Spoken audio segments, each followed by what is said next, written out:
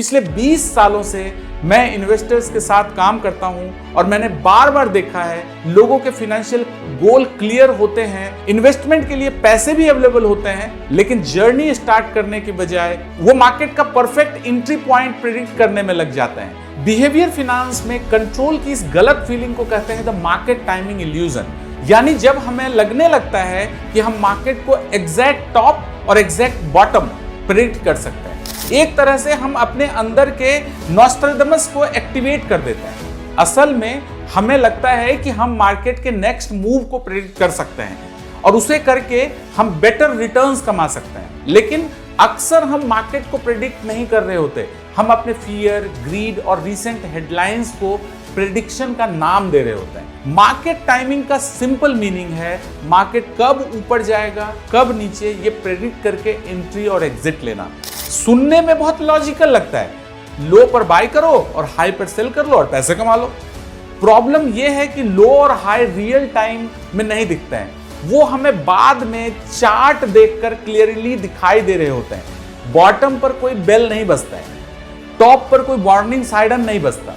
मान लीजिए आपके पास एग्जिट को करेक्टली प्रेडिक्ट करने के 60% प्रोबेबिलिटी है, राइट। 100 में 60 बार मार्केट का एग्जैक्टली बॉटम आप प्रेडिक्ट कर लेते हो और री एंट्री को करेक्ट प्रेडिक्ट करने के भी आपके पास 60% प्रोबेबिलिटी है। अगर दोनों डिसीजन को सेपरेटली देखा जाए तो 60% एक्यूरेसी काफी इंप्रेसिव लगती है, लेकिन दोनों डिसीजन करेक्ट होने की कंबाइंड प्रोबेबिलिटी 60% नहीं है। आप इसको मैथमेटिकली कैलकुलेट करेंगे तो you will find it is 36%।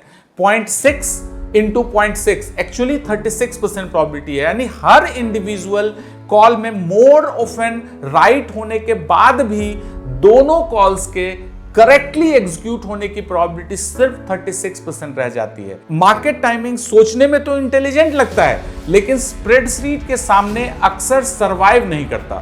आप एग्जिट सही कर सकते हैं, लेकिन री एंट्री मिस कर सकते हैं, और अगर री एंट्री मिस हो गई तो आपके पहले करेक्ट डिसीजन भी आपको फायदा नहीं देंगे, क्योंकि मार्केट की एक स्ट्रेंज हैबिट है, मार्केट अक्सर क्लियरिटी आने से पहले मूव करना स्टार्ट कर देता है। जब न्यूज सबसे बुरी होती है तो प्राइस बहुत ज्यादा गिर चुके होते हैं, और सबसे बड़ी बात, और जब न्यूज कंफर्टेबल आने लगती है ना, तब रिकवरी शायद पहले ही स्टार्ट हो चुकी होती है, क्योंकि आपको तो पता है कि मार्केट फ्यूचरिस्टिक होता है, ये फ्यूचर को प्रेडिक्ट करता है।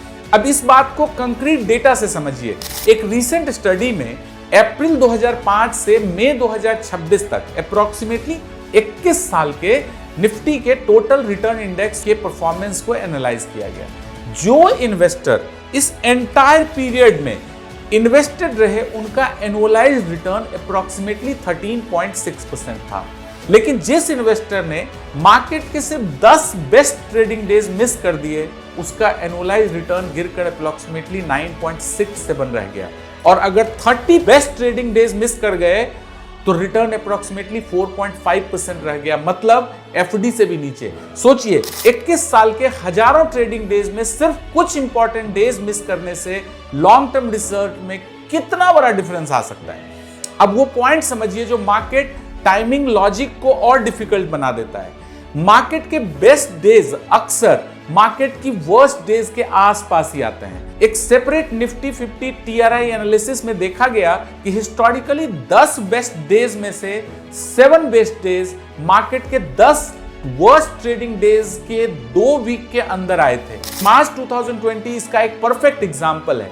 23 मार्च 2020 मार्केट का वर्स्ट डेज में से एक था, और उसके तुरंत बाद मार्केट ने कुछ एक्सट्रीमली स्ट्रॉन्ग रिकवरी डेज भी दिए। यानी फियर और रिकवरी के बीच में कभी कभी बहुत कम डिस्टेंस होता है। इसलिए जब आप क्रैश से बचने के लिए मार्केट से बाहर निकलते हैं तो हो सकता है आप रिकवरी के बिल्कुल पास खड़े हों, लेकिन जब तक सिचुएशन सेफ लगने लगती है, रिकवरी का एक इंपॉर्टेंट हिस्सा ऑलरेडी आपके बिना हो चुका होता है। यह सिर्फ बैड लक नहीं है, फियर और अपॉर्चुनिटी अक्सर एक ही नेबरहुड में रहते हैं। मार्केट टाइमिंग सिर्फ मैथमेटिक्स का चैलेंज नहीं है, ये एक साइकोलॉजिकल ट्रैप है। लॉन्ग टर्म इन्वेस्टर के लिए फाइनेंशियल हिस्ट्री का एक बहुत इंपॉर्टेंट लेसन है, time in the market is usually more important than timing the market. इसका मतलब ये नहीं कि आप अपने पोर्टफोलियो को कभी रिव्यू ही ना करें या मार्केट कंडीशंस को कंप्लीटली इग्नोर कर दें। इसका मतलब सिर्फ इतना है, अपने लॉन्ग टर्म फाइनेंशियल गोल के पैसे को शॉर्ट टर्म प्रेडिक्शन के बेसिस पर बार बार मार्केट में एंटर और एग्जिट करना डेंजरस हो सकता है। तो मार्केट टाइमिंग और क्रिस्टल बॉल के इस ट्रैप से कैसे बचें, इसके लिए मैं 2 प्रैक्टिकल एग्जांपल देता हूं। 2 रूल हैं। Rule number 1, use SIP as a discipline process. Market का एग्जैक्ट टॉप और बॉटम ढूंढना छोड़ दीजिए। अगर आपकी रेगुलर इनकम है तो एक रेगुलर SIP सेटअप कीजिए। जब आप हर महीने एक फिक्स्ड अमाउंट इन्वेस्ट करते हैं तो मार्केट हाई होने पर आपको कंपैरेटिवली कम यूनिट मिलता है, और जब मार्केट गिरता है ना तो वही अमाउंट आपको कंपैरेटिवली ज्यादा यूनिट दे रहा होता है। इस प्रोसेस को रुपी कॉस्ट एवरेजिंग कहते हैं। SIP का सबसे बड़ा बेनिफिट ये है, ये इन्वेस्टिंग को प्रेडिक्शन से निकालकर डिसिप्लिन का प्रोसेस बना देता है। लेकिन एक बात क्लियरली समझिए, रुपी कॉस्ट एवरेजिंग प्रॉफिट की गारंटी नहीं होती और डिक्लाइनिंग मार्केट में लॉस से कंप्लीटली प्रोटेक्शन भी नहीं देता। SIP एक ऑब्जेक्टिव परफेक्ट रिटर्न गारंटी करना नहीं है, उसका ऑब्जेक्टिव है रेगुलर इन्वेस्टिंग को कंटिन्यू रखना और मार्केट को टाइम करने की एंजाइटी को रिड्यूस करना। ये सिंपल तरीका आपको बहुत मदद करेगा। Rule number 2, fix your asset allocation. अगर आपको मार्केट क्रैश का डर लगता है तो अपने 100% पैसे इक्विटी में मत रखिए। अपने फाइनेंशियल गोल्स, टाइम होराइजन और रिस्क टेकिंग कैपेसिटी के अकॉर्डिंग इक्विटी, डेट और जहां भी आपको सुटेबल लगे गोल्ड का एलोकेशन डिसाइड कीजिए। फॉर एग्जांपल, सिर्फ इलस्ट्रेशन के लिए किसी इन्वेस्टर के लिए 70% इक्विटी और 30% फिक्स्ड इनकम एलोकेशन सुटेबल हो सकता है। किसी दूसरे इन्वेस्टर के लिए 50-50 सुटेबल हो सकता है। किसी इन्वेस्टर के लिए इक्विटी एलोकेशन इससे भी कम होना चाहिए। ये रेशियो सबके लिए सेम नहीं हो सकता है। डेट पोर्टफोलियो आपके सुटेबिलिटी और नियर टर्म रिक्वायरमेंट्स को मैनेज करने में हेल्प करता है। गोल्ड का रोल अलग हो सकता है आपके पोर्टफोलियो में, वो डाइवर्सिफिकेशन या पोर्टफोलियो हेज के रूप में आप उसे यूज कर सकते हैं। इसलिए डेट और गोल्ड को एक ही चीज समझकर इंटरचेंजेबल मत मानिए।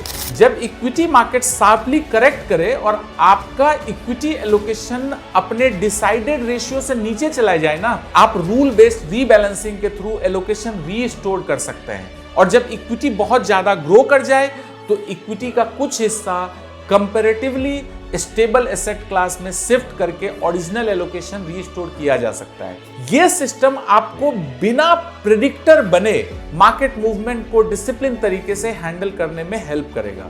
याद रखिए, स्टॉक मार्केट में लॉन्ग टर्म वेल्थ हर मूवमेंट को फोरकास्ट करके नहीं बनती। वेल्थ बनती है discipline, patience, suitable asset allocation और टाइम के साथ। इन्वेस्टमेंट का ऑब्जेक्टिव कभी भी परफेक्ट टिकट प्राइस पाना नहीं होता।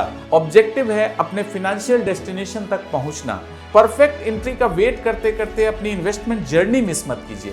अगले एपिसोड में हम बात करेंगे एक और बहुत ही इंटरेस्टिंग बायसनेस की, दैट इज रीसेंसी बायसनेस, जहां लोग मान लेते हैं कि जो आज हो रहा है वही हमेशा होता रहेगा। मिलते हैं एपिसोड नंबर 5 में अगले वीक। Thank you.